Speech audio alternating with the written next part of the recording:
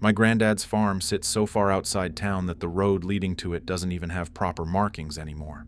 The asphalt turns to gravel about 2 miles before the gate, and after that it's just a narrow stretch cutting through flat land and endless fields. When I got there at the beginning of summer, I lost cell service before I even saw the house. The farmhouse stands alone, white paint peeling in places, a long porch wrapping around the front. Behind it, stretching farther than you can see without climbing something tall, are the cornfields. Acres of them. Tall, dense, planted in perfect rows that look harmless during the day and endless at night. To the left of the house sits the old barn. The wood is dark and worn, but still solid. Chickens roam in a fenced area nearby. A few cows graze farther out in the pasture, near the first line of corn. There are no nearby neighbors, no streetlights, no other houses in sight, just the farm and the fields. My parents dropped me off for the summer because they thought it would be good for me. Fresh air, work ethic, time away from screens. My granddad didn't complain about it, but he didn't seem excited either. He's not unfriendly, just quiet, the kind of man who doesn't waste words. He shook my hand when I got out of the car. "You'll sleep upstairs," he said. "Second door on the right." That was about the extent of the welcome. The first afternoon passed normally. I helped him feed the chickens. We checked the fencing around the pasture. He showed me how to operate the small tractor, though he didn't let me drive it yet. The sun hung high and hot over the fields, and in the daylight the corn looked ordinary. Just crops, just rows of green. The air out there feels different, heavy, still. By evening the farm settled into a slower rhythm. The cows drifted closer to the barn. The chickens quieted. The sky turned orange over the fields, and the corn cast long shadows that stretched toward the house. That's when he said it. We were standing on the porch, watching the light fade behind the trees lining the far edge of the property. "Stay inside after dark," he said. He didn't look at me when he said it. I shrugged. "Why?" "Coyotes," he replied. "Wild dogs. They come close sometimes." I looked out at the fields again. They didn't look threatening. "I've dealt with coyotes before," I said. He nodded once. "You don't want to get lost out there." That was the only explanation he gave. After dinner, he moved through the house with purpose. He switched on the floodlights mounted at the corners of the porch. He checked the side door twice. Then he walked into the mudroom and came back out carrying his rifle. I hadn't seen him with it all day. He didn't shoulder it. He just carried it casually, like it belonged in his hand after sunset. "You really expect something tonight?" I asked. "Doesn't matter what I expect," he said. Man! He stepped off the porch and walked toward the edge of the cornfield.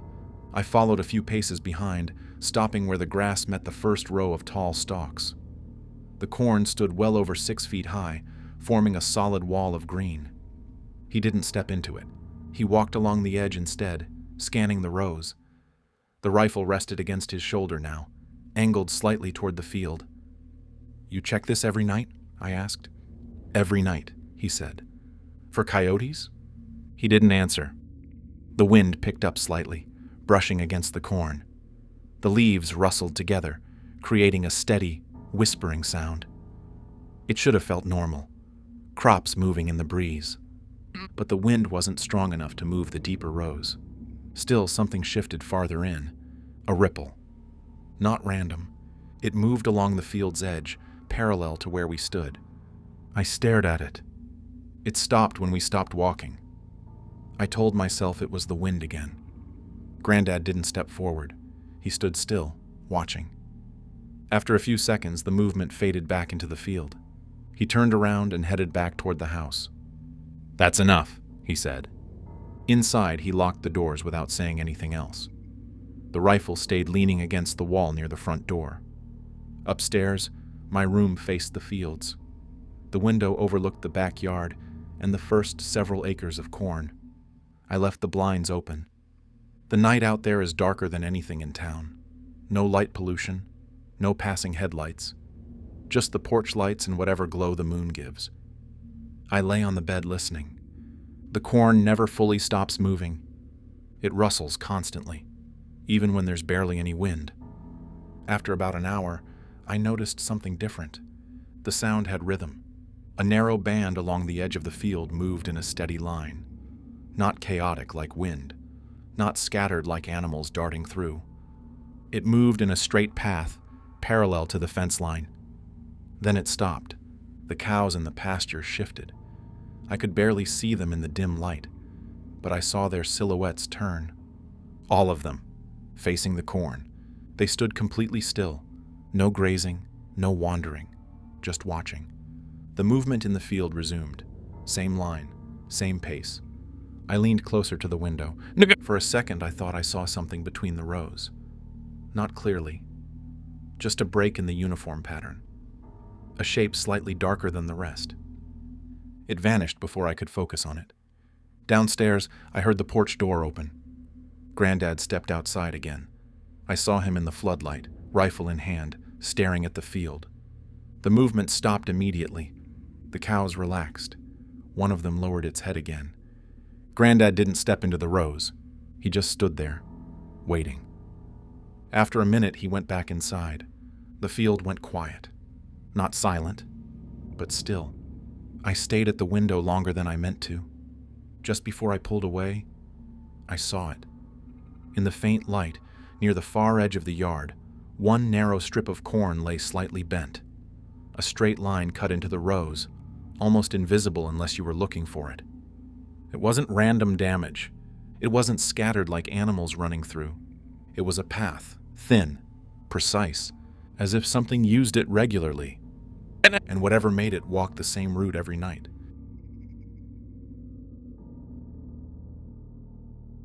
I didn't sleep much the second night. The first night could have been coincidence.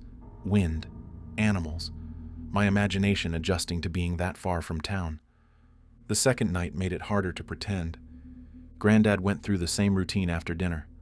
Floodlights on, doors locked, rifle leaning near the front entrance. He walked the edge of the corn again, slower this time, scanning the first few rows carefully. I stayed on the porch and watched him instead of the field.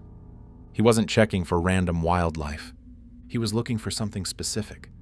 When he came back inside, he didn't say anything, just nodded once toward the staircase. "Lights out," he said. I went upstairs. I didn't turn my bedroom light off right away. I left it on and stood by the window, looking out at the yard. The cornfield stretched in neat lines beyond the fence. It looked calm. The wind that night was stronger than the previous evening. I could see the tops of the stalks shifting in uneven waves. I told myself that was all it had been the night before. Wind. Around midnight, I turned off the light and lay down.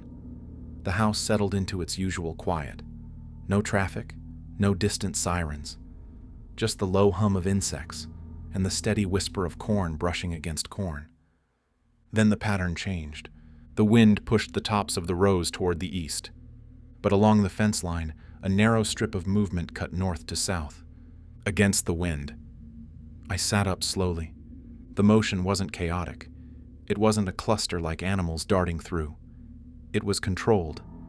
A single line bending inward, then straightening, then bending again as it moved along the field's edge.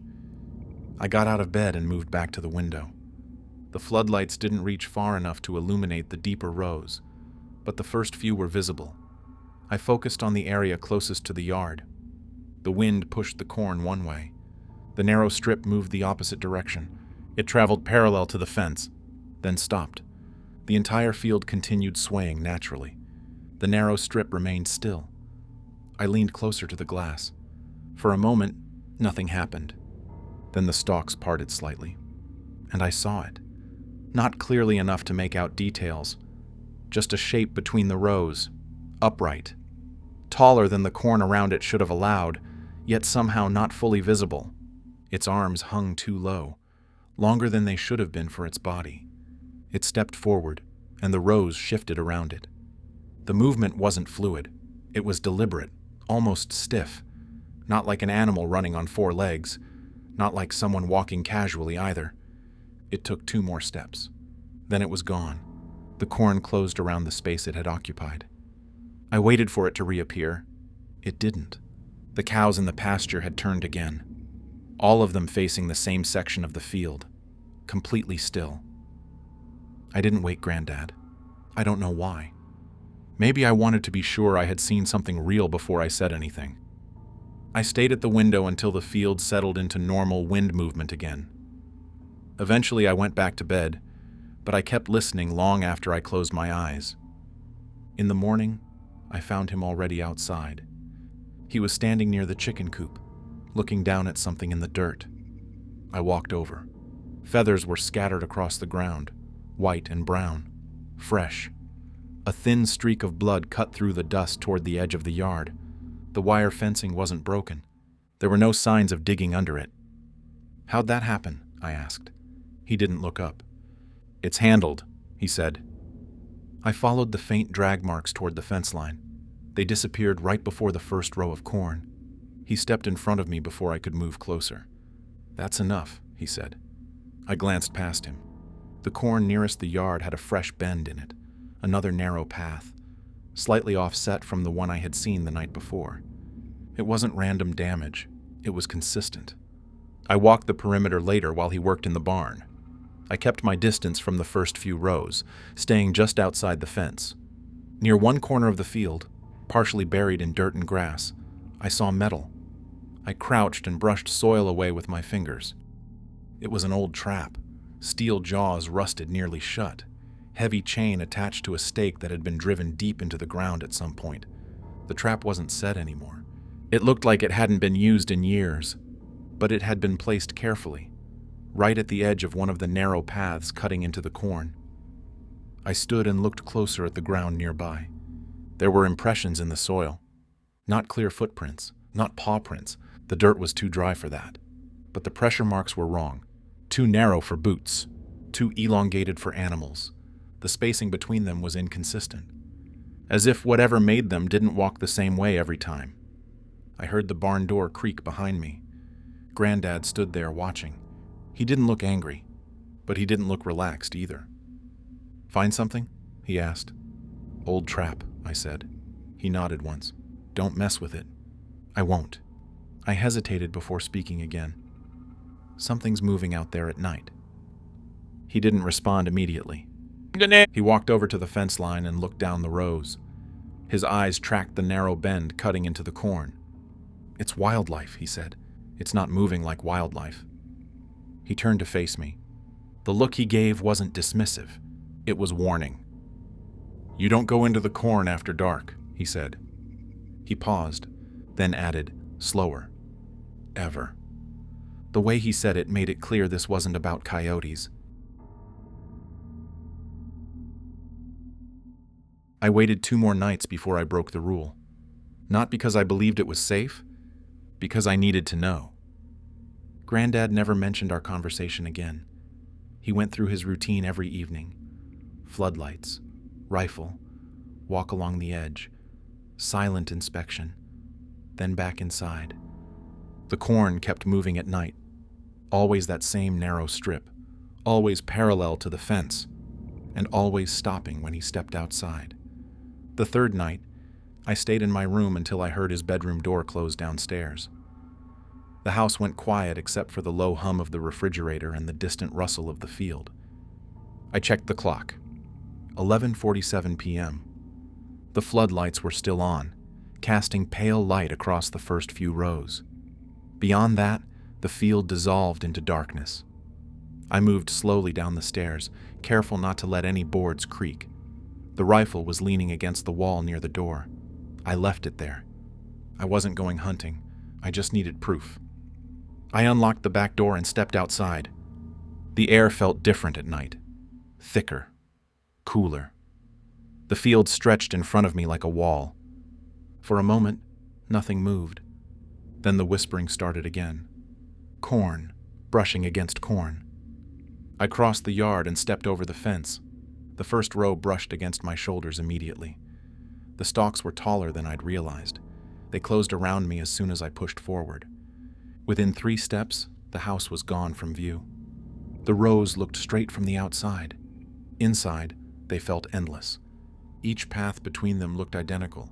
Same spacing, same height, same faint dirt strip underfoot. I turned once to make sure I could still see the glow from the house. I couldn't. The sound shifted, not ahead of me, to my left. Something moved through the adjacent row, at the exact same pace I was walking. I stopped.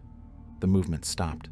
The wind continued to push the upper leaves, but deeper in the rows, something held still. I started walking again. The sound resumed, parallel, keeping distance, not charging, not retreating, matching me. I swallowed and kept moving forward.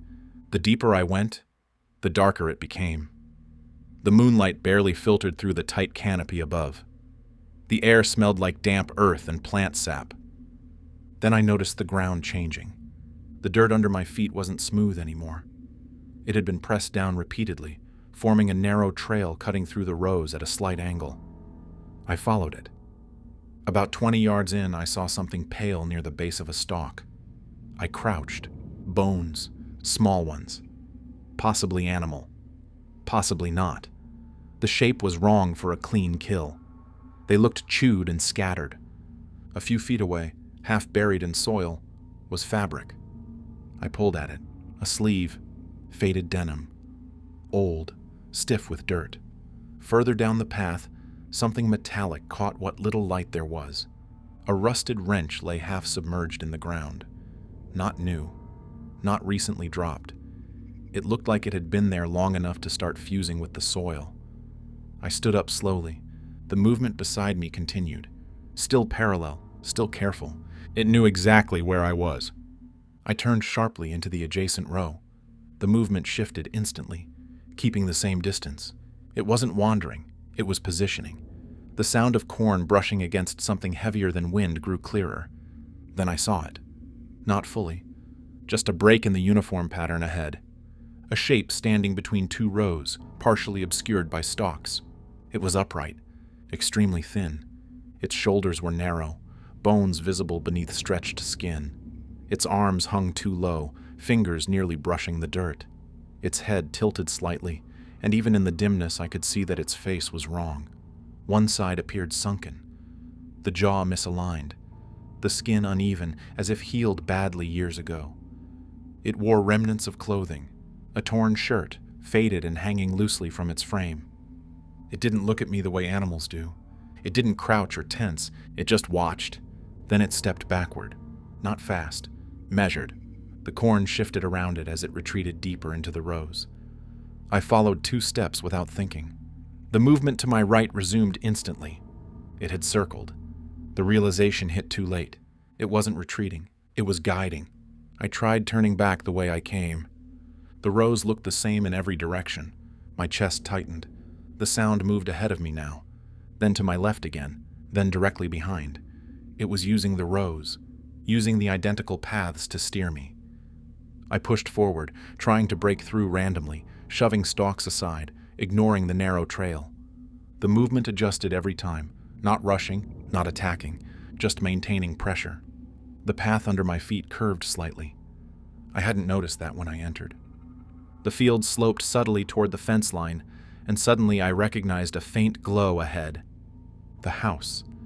It had maneuvered me back toward the edge. The corn thinned slightly. I broke through the final row and stumbled into the yard, breathing hard. The floodlights blinded me for a second. When my eyes adjusted, I saw him. Granddad stood on the porch. The rifle was in his hands, not raised, not aimed, just ready. He had already stepped forward onto the top stair. He didn't look surprised. He didn't ask what I was doing. He looked past me, toward the field. The corn along the edge shifted once more, then went still. Granddad kept staring at it. After a long moment, he spoke without looking at me. "I told you," he said quietly. Granddad didn't fire. He kept the rifle steady in both hands, angled toward the edge of the corn, but he didn't lift it to his shoulder. The field was still again. No movement, no ripple along the fence line. He waited a few more seconds, then lowered the barrel slightly. "I told you," he said.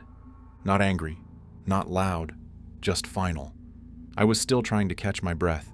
My shirt clung to my back from sweat. Dirt streaked my arms from pushing through the rows. "It was in there," I said. "It was watching me." "I know." That was the first time he'd admitted it. He turned and walked back into the house without another word. I followed him inside. He locked the door, leaned the rifle against the wall, and switched off one of the porch lights. He didn't head to bed. He sat at the kitchen table instead. I stayed standing for a moment, unsure whether he was going to speak again. He finally looked up at me. "You went too far in." "You knew what it was," I said. "You knew something was out there." He nodded once. Then he rubbed his hands slowly together, as if deciding how much to say. "It wasn't always like this," he began. I sat down across from him. "There used to be another man working here," he said. "Back when the farm was bigger. We had more acreage then, more hands." He kept his voice steady. "His name was Daniel, 19, maybe 20. I waited. "He got careless one afternoon," Granddad continued. "Got too close to the combine. The machine caught him wrong." My stomach tightened. "He didn't lose an arm or anything like that," he said. "But he was torn up bad. Face got hit. Jaw shattered. Shoulder crushed. He wasn't thinking straight when we pulled him out." "Why didn't you call an ambulance?" I asked. He didn't answer immediately. "There was drinking that day," he said finally. "We shouldn't have been running the equipment. If anyone looked too close, I would have lost the farm." "So you didn't report it?" He stared at the table. "We brought him inside, cleaned him up best we could. He was in and out for 2 days. And then he left." "Left?" "He walked out one night. Wouldn't let us near him. Wouldn't let me near him. He was confused, angry. Thought we'd done it on purpose." Granddad paused. "I went looking for him at first light." He looked toward the window facing the fields. "I found blood in the rows." He swallowed once before continuing. "Then I found signs he'd made it deeper. He didn't die out there. I didn't like the direction this was going." "He stayed," Granddad said quietly. "In the corn." "That doesn't make sense." "It doesn't have to." Silence filled the kitchen. "I tried to bring him back," he continued. "Tried to convince him to come inside. He wouldn't step near the house again." "What happened to him?" Granddad's jaw tightened. "He changed." I didn't interrupt. "He stopped coming near during the day. Started moving at night instead. Taking chickens, sometimes rabbits, whatever he could catch." "You just let him?" "I owed him," he said. There was no anger in his voice, only something heavier. "I should have called for help that first night. I didn't. I was scared. Thought I could handle it myself." "So you feed him now?" He nodded. "Keep him from coming too close." "And the rifle?" "To remind him where the line is." The image of the thin figure in the rows came back to me. The sunken face. The way it had moved parallel to me. Not attacking, just guiding. "He was driving me," I said. "Steering me back toward the house." Granddad nodded again. "He knows the rows better than you ever will." "How long has he been out there?" "Decades." "And no one's seen him?" "No one goes into the corn after dark." He said it like that should have been enough. "What if he comes to the house?" I asked. Granddad looked at me for a long moment. "He hasn't." The words didn't sound like certainty. They sounded like hope. He stood and walked to the back door. He flicked the porch light on again and stepped outside with the rifle. I followed to the doorway but didn't step past the threshold. He walked to the edge of the yard and stopped. The field was quiet. Too quiet. Then, without warning, a rustle started directly to the right of the porch. Not at the fence, not deep in the rows, right beside the house. The corn nearest the yard shifted, closer than it had been before. Granddad lifted the rifle slightly. The movement stopped, but it didn't retreat. It stayed there, at the edge, closer than it had ever come. The next few days felt tighter, not louder, not chaotic, closer. Granddad didn't mention our conversation again. He didn't say Daniel's name a second time. He didn't explain anything further. The routine continued, but something in it had shifted. The first change was the path. The narrow strip cutting through the corn used to stay parallel to the fence line. Now it angled inward. I noticed it in the late afternoon while helping repair a section of fencing near the pasture. The bent stalks formed a faint diagonal leading closer to the yard than before. "Did you move your line?" I asked. Granddad didn't look up from the pliers in his hand. "No. It's closer." He glanced toward the rows. "I see it." That was all he said. That night the cows refused the barn. Granddad opened the gate like always, but they hesitated. They stood in the pasture facing the corn, hooves shifting nervously, nostrils flaring. One of them let out a low, uneasy sound I hadn't heard before. "Get in," he said firmly. They didn't move. The corn behind them rustled in a tight band. Not wide, not scattered, focused. Granddad stepped forward, rifle resting loosely in his grip. The movement stopped immediately. The cows moved after that, slowly entering the barn, but they kept their heads turned toward the field until the doors closed. Later that evening, I noticed something else. The downstairs windows. The kitchen window that faced the yard had a faint smudge on the outside glass. Not mud, not bird droppings, just a streak, as if something had brushed against it. "Did you lean something here?" I asked. Granddad wiped it once with his sleeve and shrugged. The second smudge was on the living room window, higher up.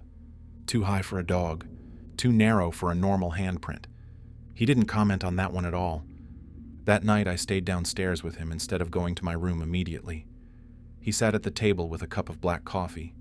The rifle leaned within reach. "You could end it," I said.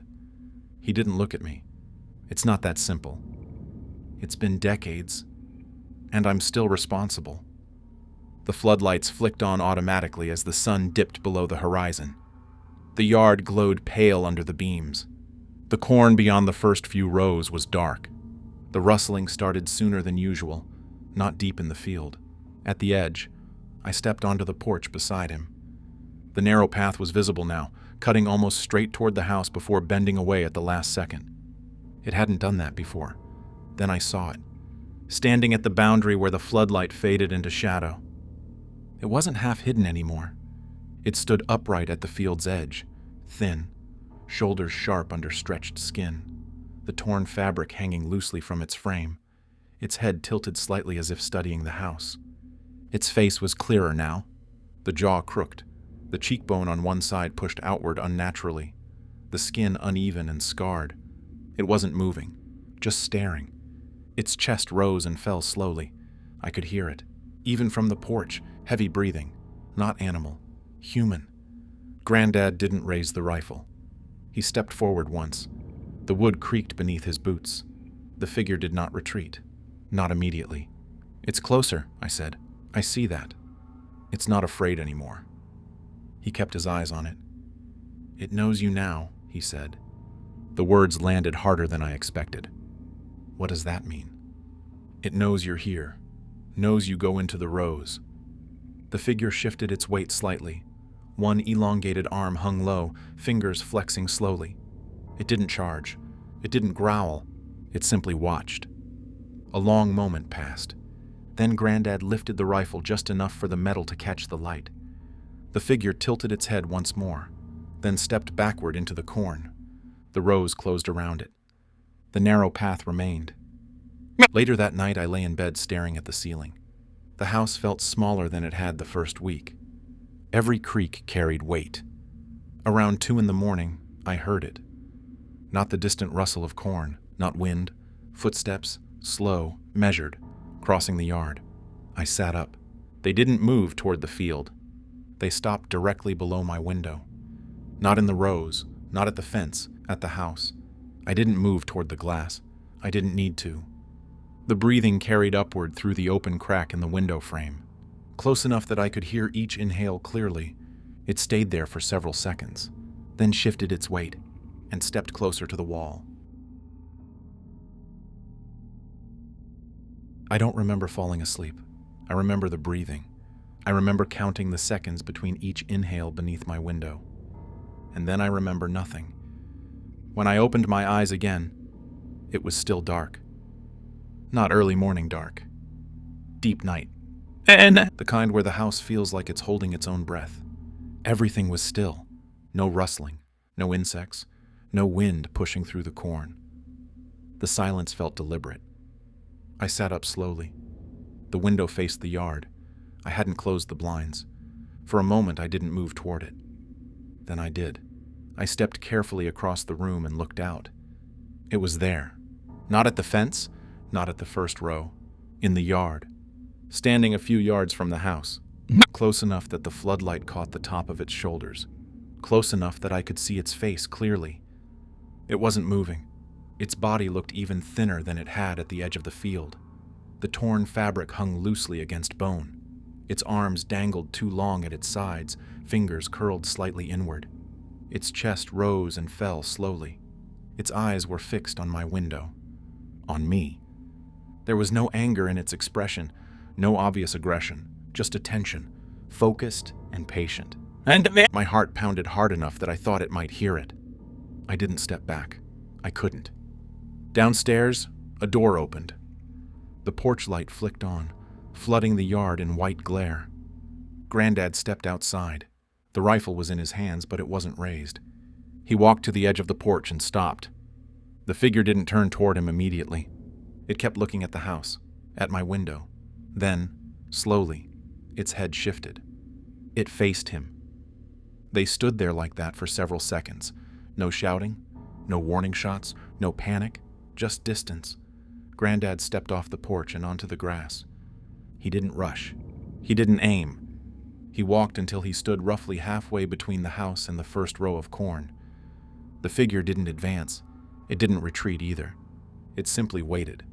From my window, the scene looked staged, rehearsed, like something that had happened before. Granddad stopped and planted his boots firmly in the yard. The rifle remained pointed at the ground. He spoke quietly, but the stillness carried his voice upward. Go back. No threat, no anger, just command.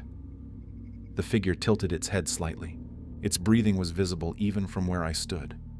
For a second, I thought it might step forward. Instead, it shifted its weight backward. One step, slow, then another. It didn't turn immediately. It kept facing him as it retreated, maintaining eye contact. Only when it reached the edge of the first row did it finally turn its body sideways. It slipped between the stalks. The corn parted around it, and then closed again. The narrow path remained visible for a moment.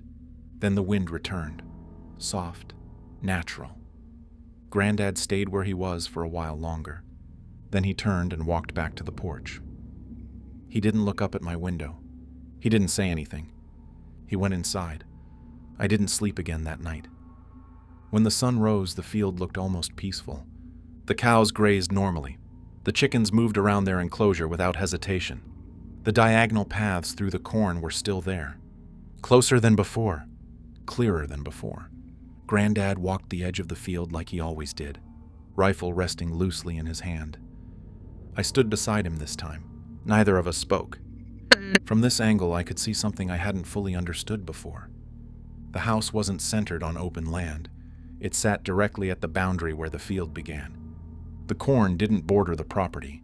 It surrounded it on three sides. The yard wasn't clearing into farmland.